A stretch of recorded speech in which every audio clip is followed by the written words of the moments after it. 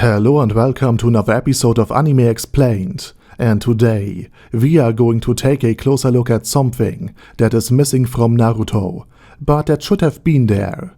And no, I'm not talking about Rock Lee and basically all of Shippuden, Sasuke's own harem.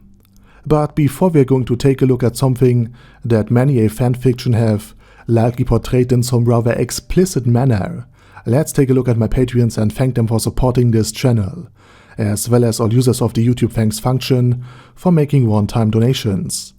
Now, with all of that said, let's take a look at my main reasoning.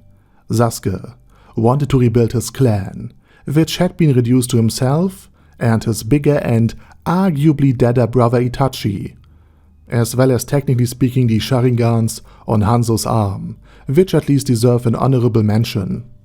And since a clan is usually made up of more than just one guy, Sasuke should have at least attempted to create more Uchiha.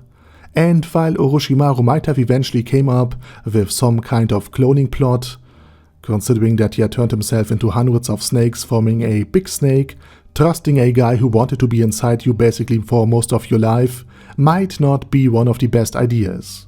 But then again, the rest of Konohagakure has seemingly forgiven him, so there would be at least a chance. But in all seriousness, Sasuke had like half a dozen fangirls: Sakura, Ino, Naruto's cousin, Naruto, Naruko, and now that Sasuke's eyes have been basically proven to be way better than the Byakugan, maybe Tenten might also be interested in him now.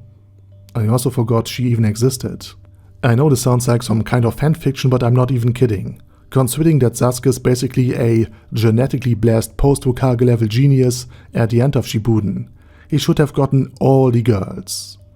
Maybe not that one he had his first kiss with, and then rebuilt his clan. While Naruto actually becomes Hokage after defeating Pain. Seriously, the sheer magnitude of the battle was peak Shippuden, and until Pain's death, Shippuden was basically peak Naruto. But instead of just having two 15-year-olds power level to ridiculous proportions in the span of like 3 days, all without running out of chakra or blood, there should have been basically a 10 to 15 years time skip. I mean, at the end of Shippuden, Akatsuki's plan had been basically foiled, at least from the outside perspective. Orochimaru had been seemingly defeated, again at least from the outside perspective. So Sasuke should have the time to father like, I don't know, 50 kids with half a dozen of his girls in a 10 to 15 years time period. When entering his 30s, Sasuke would have basically at this point restored his clan, and judging by the fact that Sarada had been the inheritor of the Sharingan, and Boruto had inherited a form of the Byakugan, while Hinata Jr. had just inherited the proper Byakugan, we could assume that the Sharingan is a dominant trait as well, and will then be passed down from any offspring, at least on the male side. And now, since Sasuke's sons and daughters would eventually be old enough to found families themselves, and since now a sizable collection of people would have surely gathered around wherever Sasuke had chosen to settle, in order to provide services and material for the clan's rebuilding, Sasuke Uchiha would have essentially found his own little village, which would in my opinion be an extremely great addition to his already fairly complex character. He now isn't a 15-year-old Avenger anymore. He is now a 35-year-old father and the head of a village. And now Sasuke would be someone that is in conflict with himself. On one hand, he wants to destroy the Hidden Leaf as part of his revenge for almost exterminating his entire bloodline. But on the other hand, he also wants to protect his very own village. And the last piece in his character arc could have been him letting go of his revenge, forgiving the Hidden Leaf what they had done to his clan, after learning that not only Orochimaru was indeed alive, but that he had taken over the body of, let's say, one of his sons, while he still was an infant, and then framed the Hidden Leaf for abducting him, causing Sasuke to join Akatsuki. Now, he would be contacted by Obito, or Madara, or maybe by the remnants of Akatsuki, or Sasuke would find and contact them. Sasuke now might plot to destroy the Hidden Leaf village, not by using his own precious sons, but by causing a series of political assassinations and border conflicts to make the big nations fight another, and Orochimaru could basically return in the body of Sasuke's son. Let's say after Sasuke hugging him, Orochimaru, whose chakra would not register with Sasuke, who had absorbed him more than a decade ago, would be able to take over a smaller and weaker Uchiha's body without Sasuke noticing him. But to Inu, Sakura and Karen, this might very well register as a strange feeling.